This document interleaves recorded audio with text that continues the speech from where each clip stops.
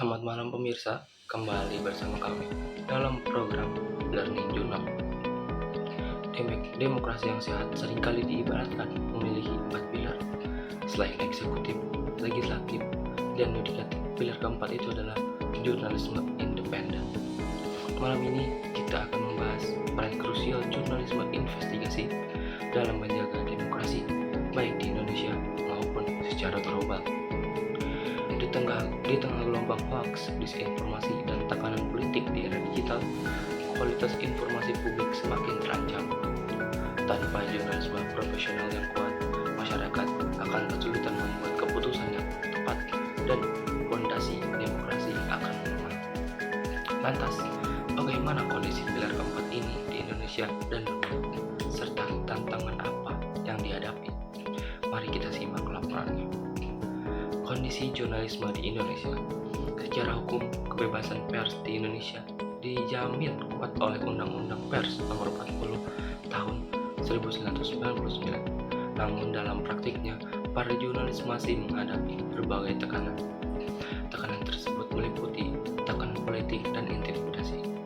Jurnalis kerap menghadapi ancaman, intimidasi, dan bahkan kekerasan saat meliput isu-isu sensitif. Dominasi kepemilikan media. Konsentrasi kepemilikan media pada segelintir konglomerat atau kelompok politik membatasi keberagaman informasi dan mengancam independensi redaksi. Pembatasan digital. Di era digital, akses informasi juga berpotensi dibatasi oleh pemerintah melalui Undang-Undang ITE yang seringkali multitafsir dan berisiko disalahgunakan. Meskipun menghadapi tantangan ini, jurnalisme investigasi tetap memegang peran sentral di Indonesia. Media diposisikan sebagai watchdog kekuasaan, pengawas yang bertugas mengawasi pemerintah, korporasi, dan lembaga sosial demi melindungi kepentingan publik. Namun, peran ini terus dibayangi oleh keterbatasan sumber daya, tekanan politik, dan badai disinformasi digital. Selanjutnya, peran dan kasus nyata jurnalisme investigasi. Lantas, apa saja peran vital dari jurnalisme investigasi dalam masyarakat demokrasi? Presentasi ini menggarisbawahi 3 peran utama: watchdog kekuasaan, mengawasi, membongkar, dan mengungkap korupsi, penyalahgunaan wewenang, dan praktik ketidakadilan yang merugikan publik. Informasi mendalam, menyediakan laporan yang terverifikasi dan mendalam, membantu masyarakat memahami isu-isu kompleks dan membuat keputusan yang tepat. Selanjutnya adalah suara terpinggirkan, memberikan platform bagi kelompok marginal serta menyoroti kegagalan sistem yang kepentingan publik. Jika bisa melihat efektivitas peran ini dari kasus nyata di Indonesia, majalah Tempo melalui liputan investigatifnya berhasil membongkar jaringan korupsi dan konflik kepentingan pejabat publik. Laporan semacam ini tidak hanya meningkatkan kesadaran publik, tapi juga menjadi dasar penting bagi aparat penegak hukum untuk menindak kejahatan.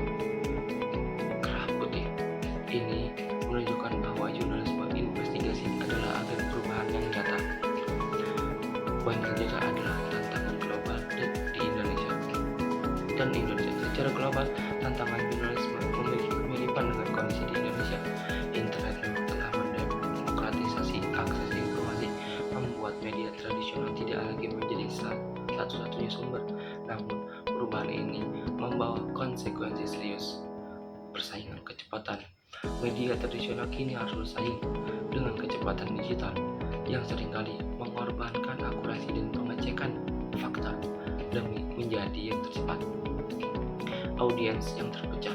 Munculnya berita sensasional dan audiens yang terpecah-pecah menyulitkan penyebaran informasi yang kredibel.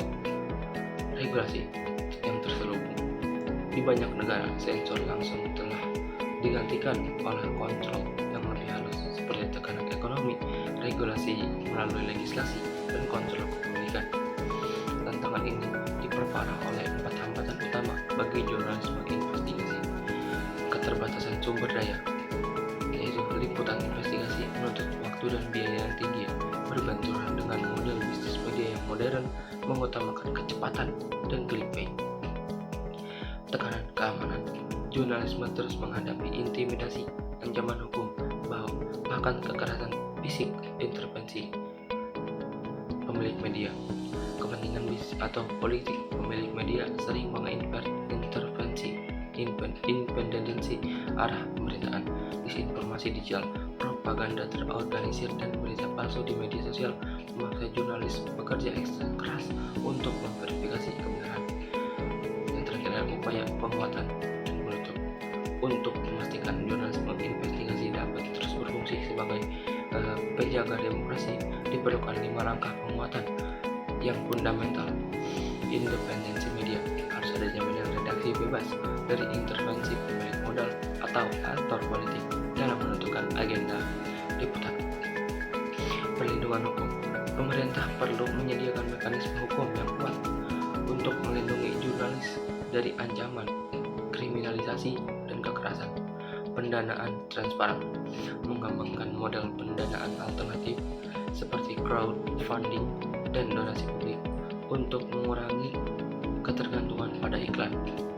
Peningkatan kapasitas, yaitu melatih jurnalis dalam riset data, verifikasi fakta, keamanan digital, dan teknik investigasi modern. Kolaborasi lintas media, menjalin kerjasama antar redaksi dan lembaga masyarakat sipil untuk proyek-proyek investigasi berskala besar seperti kasus Panama Papers. Sebagai penutup, kita harus ingat bahwa prinsip dasar jurnalisme, yaitu akurasi, independensi, dan keberpihakan pada kepentingan publik, adalah landasan wajib yang harus dijaga. Jurnalisme investigasi yang kuat dan didukung penuh adalah kunci untuk menjaga transparansi, akuntabilitas, dan keberlanjutan demokrasi di Indonesia. Demikian laporan khusus kami. Terima kasih atas perhatian Anda. Selamat malam. Assalamualaikum warahmatullahi wabarakatuh.